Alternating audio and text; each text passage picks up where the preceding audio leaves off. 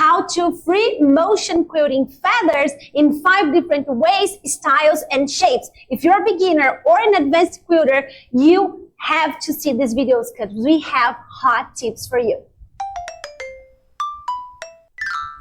Okay, so remember to grab your gift, a custom quilting workshop for free in the description below. And let's get to I think this is one of the most wanted types of feathers, and we're giving this a twist, a little flair, a little sass, and it's going to be even easier than what people expect. You'll see right now. So let's get started with a shape. So a lot of people like to quilt a feather on a square for corners of all kinds of quilts, or empty blocks, or between blocks, like from Irish chain to corners of Lone Stars, etc., etc. And one common way to fit a shape inside a shape is a feather wreath. So a feather wreath is a circle. So it's a shape that you put inside this other shape that sometimes is log cabin loxangle, or a Irish chain empty space, or a square, just like I have here. But the thing is, we use this shape inside the block shape to be the spine of our feather. And then our feather goes like this and this. And this is very traditional. We've known a lot of teachers that teach this, so there's no need for us to teach this in this video, because we want to add something for you, something new, something that is quite simple to do and look very stunning. So one thing that we like to do is to do the Indian architecture, Russian architecture shape. So that shape is like a bracket. So a bracket is something like this. But when we are doing this shape inside of a block, we do that with a elongated look. So it will look something like that. So that's why you can see that I said that is Russian architecture, Oriental architecture, because sometimes they have this. They look like a marshmallow. Yeah, no, it's not. It's whipped cream. Yeah, whipped cream. Yeah. So we are doing that. So there's a lot of ways that you can mark an S curve mirrored in a guide. We already have our guide here, as you can see. I don't know if you can. Probably. So I am dotting that, so you can see. Awesome. So from here, I have this marking my binding area. Yes, thank you.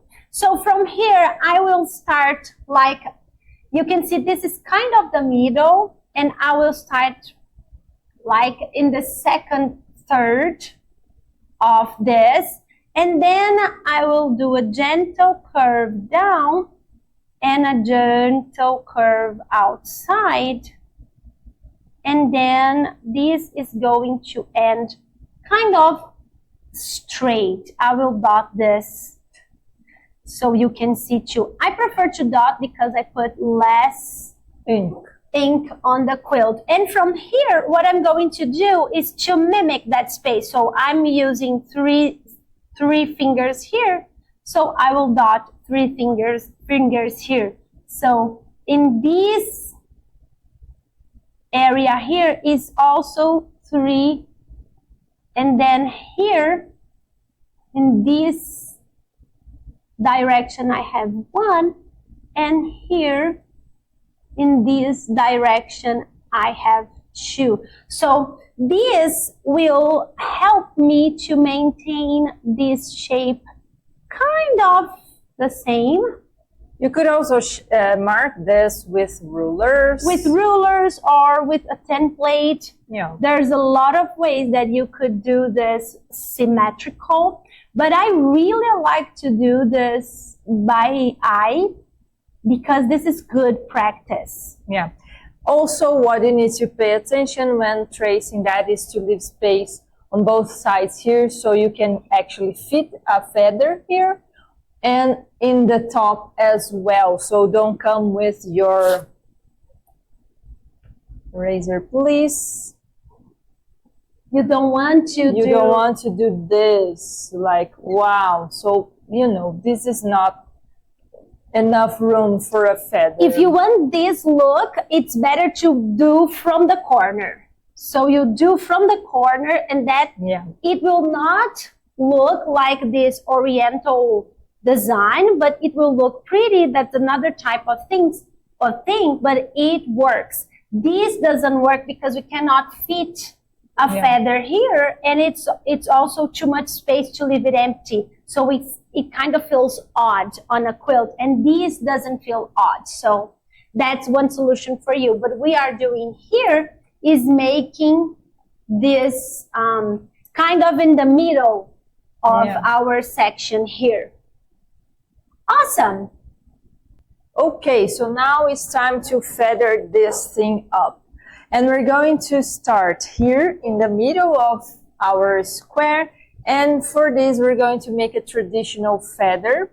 So we're just going to make our first drop, and we're following this straight line as if it were our spine. And then this outer shape is going to be the limit for my feathers. And we're going to make this bump to bump feather. I don't think it's bump to bump, but you know, you got the thing. So we're going to have this backtracking on top of every 2 feathers. And then you can see I have some leftover spaces on which my spine is not completed, and I'm leaving the top of this without quilting, and I'm just going to finish this spine, and then I'm going to go to the other side. This looks so pretty. It does. And now that I'm here, I would have many options to do that. One of them could be just finish that with this common drop, yeah. And I could just do that, but I can also add some embellishment here because, well, the truth is this is going to be a orbital quilting architecture thing. We are adapting the design so the path is easier. Yeah, because I want to grab this point for path-wise.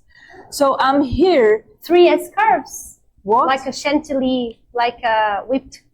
We can do this. 1, 2, 3.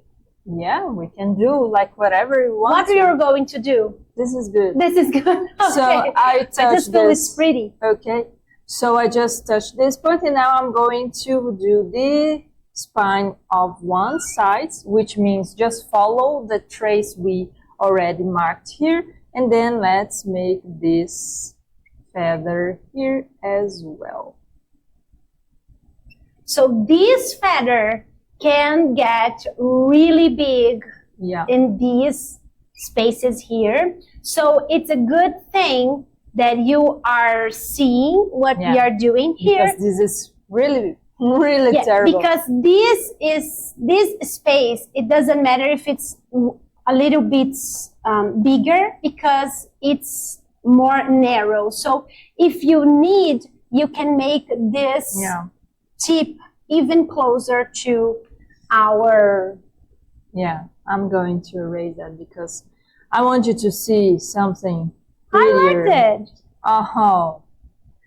You bullied me so many times because of my wormy design. Sometimes, you know, you see the space and you want to go there, but then this mess up with the feather. So if this is too little for your feather to fit, don't go there because you would make it really sad. From here, I'm going to come back here. So ideally, I wouldn't finish with this type of feather that is like inverted and reversed. position, so I don't need to make all this backtracking, but sometimes that happens. We're going to avoid it as much as we can, and we are already avoiding a lot of thread buildup on the spine, which is the area most people. Yeah, but the thing about these types of feather is that you cannot control that specific, these feathers that we are doing here. Yes, and now I have a really strange thing here going on, so I know I would need to practice this a little bit more times. And we can do even a little variation on the feathers, so you will have more options. So to fit these perfectly, a little bit of training and practice on your orbital board will fix, because then you will understand that you cannot pass the middle mark that you already have with any kind of feather, and that's the only thing that you have to worry about this. But I think that we should do an embellished feather in these corners, so we can be more comfortable with this whole space right here, and it will be easier for anyone that wants to try in we could even do that just here, actually. Yeah. But okay, let's do it real quick, because I thought it was easier to erase the whole thing, and there's never too much practice. Too much practice on our board. That is the place to practice. On your machine is the real deal, is a real game. It's just fun. We can add some very interesting feather here. Do you want to do some? I would do something very, like, very boring. I said it would be interesting. I would do something like that, just so it's easier for us to get to that point. And maybe after that, just a little swirl. So we have this pretty thing going on, and then I will move with an echo to this point. And then out from the echo, I would grab these and make the other side. You can see that my feathers are pretty big. And because of that, oh my God, because it's like, of that, what is this? I erase it so it would look could look better, beautiful, but I'm in my, it's so distant from me right here. We're in a bad position. So from here, you could just do kind of a loop and finish this design.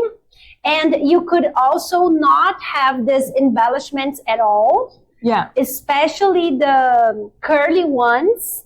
So it's like we're going to be here forever doing. No, we're not. Feathers. We're just giving options for people, because it's important for us that you feel confident to do what we are showing you to do. So we like to give some options, especially for things that are very different, that are very new. So here I have the middle line. I cannot cross it by any means. And you're again with the backtracking. Almost. Yes, again. So this is my... this is your curse. This is my curse. So I'm just going to do that. Or, you know, I could just backtrack this whole thing. But let's see how it turns out like this.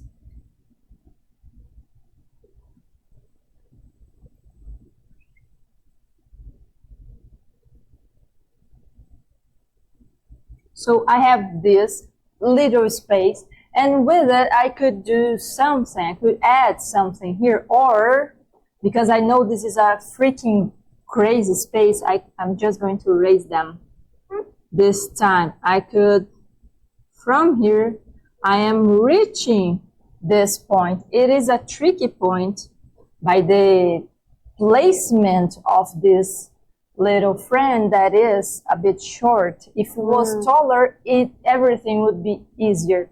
So now I know I'm reaching this, and I can already create something that needs to touch this point though, that I'm going to put here so I can better fit everything. So it can be just an embellished feather. So let's say we're going to do this. And once we're here, we're going to do it in backwards. In a reversed. And that's missing one. Though we need to, oh my God, I need to work on my reverse things. I'm going crazy. Reversing ability. Yeah, it's good to make those things on the. You have to start here. No, I'm here because I just did this. So now, what? You started this feather here. Yeah. So this to be equal this, you have to start up here. But I am here. But you're just here because they are asymmetrical. But one thing that you can do is just move down here and backtrack a little and then finish it. Like this is. Yeah.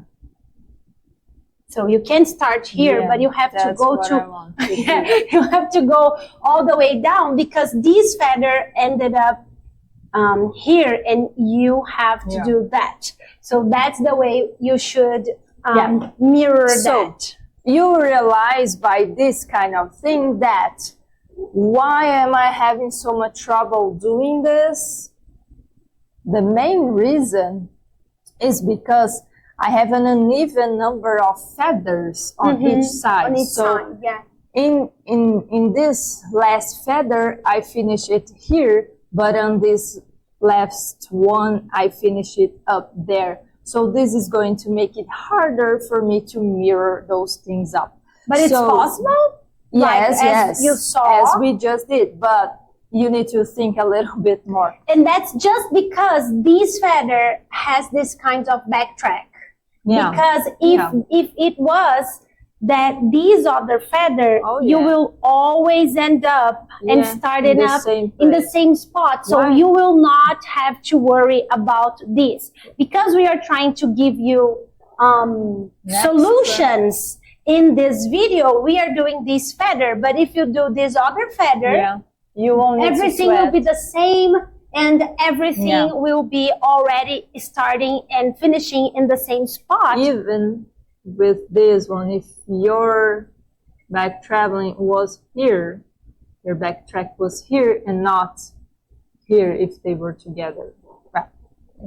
Okay, so now I didn't say what I was going to. Oh, sorry. So if you're going to do this with this feather, one thing you can do if you want to avoid having these asymmetrical things, and remember, just because we're doing this particularly way of doing this feather, there are many others, but for this one, you could count the number of feathers on your orbital board, and because we're in real scale, this is the real size of your quilting, so you can do, and I would say 1, 2, 3, 4, 5, 6, 7, 8, 9, 10, 11. So I know that this side I should have 11 as well. So I can have this perfect and easiest way of doing this last feather. And that's it. You can count it. Okay, so now let's go to the machine. Okay, so I'm just starting my first feather. And I'm taking my time in this back tracking.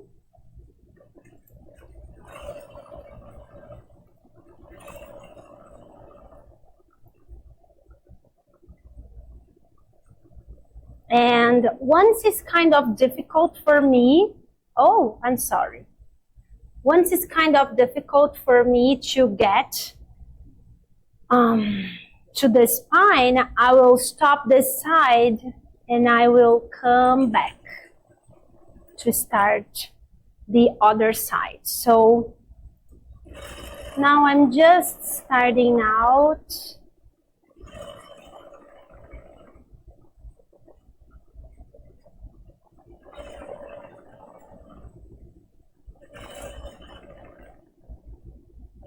that other side of mine. And once I am here, I am going to do one more to one side, our S curve, another S curve, and then one to this other side, and our last S curve to the top, right? Awesome. So now what I'm going to do is come back in on the top of our marking to make these other feathers. And now I am doing our bump to bump feathers. So these feathers that we have to backtrack on the tip. And this space can feel very big for some people, but it's actually not too big for me. So what I'm doing is increasing the size of my feathers. So when I get to this one, I will do one giant feather. And again, I'm doing this because I feel very comfortable with really big feathers. And this is not even a really big feather for me right now. And because I'm in this position, I can just do one more feather and go straight to this tip, which is awesome. Right here. And now that I am here, I can just continue my design on this side. So now I want to be very mindful because I want my design to be symmetrical, and because I have like gigantic feathers on that other way, I know that I have to be very cohesive here with these sides of feathers. So I am just... Are you counting? I'm not I'm kind of counting. I'm looking at the other side to see if I'm at... She's not counting with numbers, but with proportions. Yeah, so I have 1, 2, 3, 4, and I have one last, which is, let's say, normal size. And then we start our really big feathers. And I know I'll have to fit 3 in that face. So that is not a big deal for me. I just want to be cohesive on both sides. And now I'm already in my very big feather here. Awesome. So now that I'm here, I can just finish this feather right here. And we are ready.